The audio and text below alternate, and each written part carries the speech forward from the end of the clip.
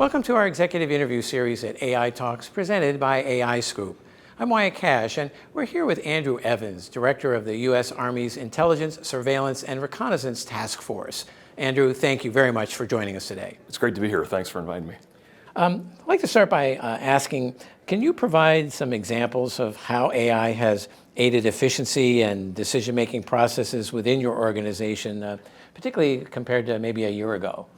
Yeah, so listen, there's no secret at a venue like this. AI is literally changing the world, right? And the Army as a part of those operators in the world are being changed likewise. And so this is what we say. This year we're celebrating 250 years as a U.S. Army. And for 250 years, our mission has been very singularly focused on fighting and winning the nation's wars to protect our country and our way of life.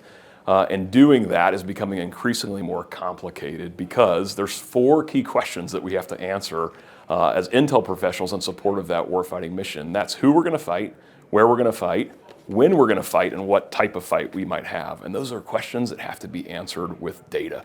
But in a world where data is growing at exponential rates, and I think the latest statistic is something like 180 zettabytes of data, which is a 1 with 21 zeros behind it, that's a lot of data.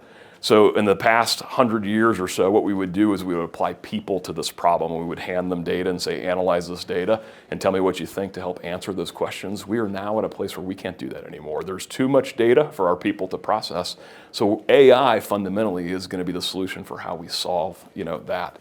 We've got to apply AI in that mission set, the data in particular, to answer those questions. All of that data in the world is not necessarily of military value, but a lot of it might be.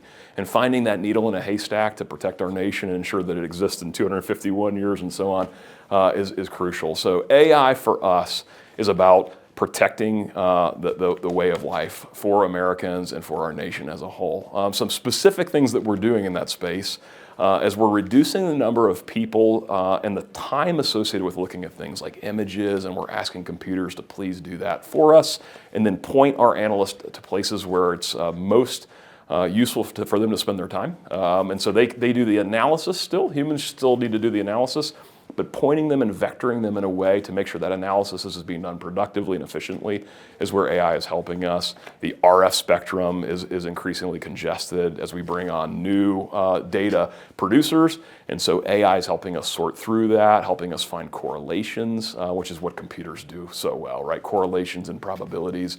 And so just looking at the data, crunching it, and presenting that data to an analyst to make a value-based decision is what AI is helping us do in the Army. Well, appreciate how you put that in perspective, and in particular, being part of the intelligence unit, it's doubly important, I'm sure. So, next, I'd like to ask. So, talk a little bit about what are still the biggest challenges in implementing AI. You mentioned just the data overflow, but in terms of really implementing AI into the kind of services that your organization is putting into effect, talk a little bit about what challenges you're still tackling. So, I think a few that are really important to discuss here. First is understanding what the use case for AI is, and so you'll hear a lot of people go around and they'll say, oh, we have a data problem, just throw some AI on the top of it without really understanding what that means, right? What can that really deliver in terms of value, and is AI the right solution? So first, defining your use case becomes very important, and then ensuring that use case is aligned to something of military value is sort of the second component of this. And so I'll give you an example. We are well down the path of using AI for automatic target recognition. So that would be sort of the colloquial term of how do we use a computer assisted with a machine to help tell us where a target might be. Finding big things in big open areas, let's say it's a ship in the big open ocean, is not that difficult anymore. But finding small things that are still of military value that are much more camouflaged or concealed is something much more difficult. And so training computers and AI or algorithms to do that type of detection becomes very important. And here's one of the challenges associated with that. You cannot train them off of data that you find on the internet because there's not a lot of military-grade data just out there on the open internet. So how do you use the value of the commercial vendors that are really accelerating the space, and how do you pair them up with military-owned data so that they can train their models in a way that represents something that we think is useful? Very challenging to do. And then finally, once you have a trained model, how do you trust that model? And so that's something that we're debating a lot inside the government is how do we ensure that once we get to the place where we've trained a model, we've employed the model, and we're using the outputs to help inform decisions, how do we ensure that the decisions that we're making are trustworthy based on the data that's being presented to us? And so that just is a bit of a cultural adoption issue, and we'll get there in time. And I think the answer to that is reps and sets. You know, you get better and better with this over time, and eventually it will become second nature, and we'll begin to understand what the machine is presenting to us is a value. It is in fact trustworthy.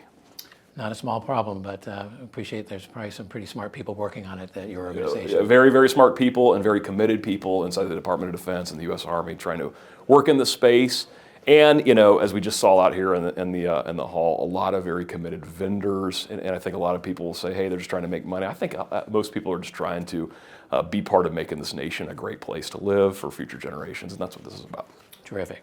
Well, Andrew Evans, hey, thank you so much for joining us here at AI Talks and sharing your perspective with us. You're welcome. Thanks for your time.